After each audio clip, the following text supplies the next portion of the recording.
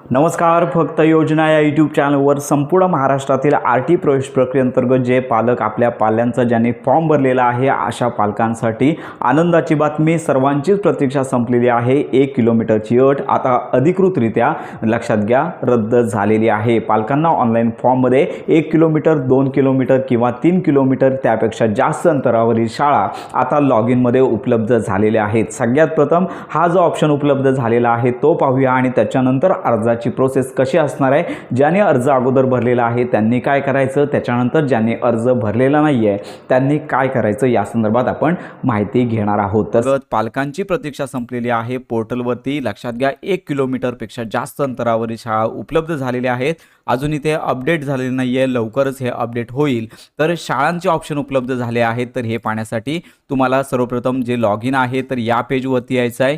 Link आपल्या व्हिडिओच्या description बॉक्समध्ये पाहायला मिळेल. तुमचा ID त्यानंतर तुमचा पासवर्ड आणि कॅप्चा टाईप करून तुम्हाला लॉग इन या पेजवरती क्लिक करायचं आहे. लॉग इन या पेजवर क्लिक केल्यानंतर विद्यार्थ्याची संपूर्ण माहिती पाहायला मिळेल आणि या ठिकाणी स्कूल सिलेक्शन या टॅबवरती क्लिक केलं की तुम्ही हा पाहू शकता की 2026-27चाच फॉर्म आहे.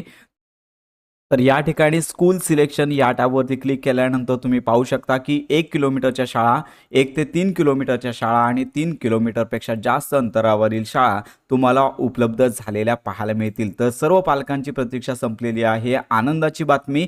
तर सर्व पालकांना विनंती की थोडी प्रतीक्षा करा. जर हा ऑप्शन आहे उपलब्ध झालेला आहे परंतु याच्यामध्ये एडिट कसा करायचा तर याचा टॅब अजून उपलब्ध झालेला नाही आहे.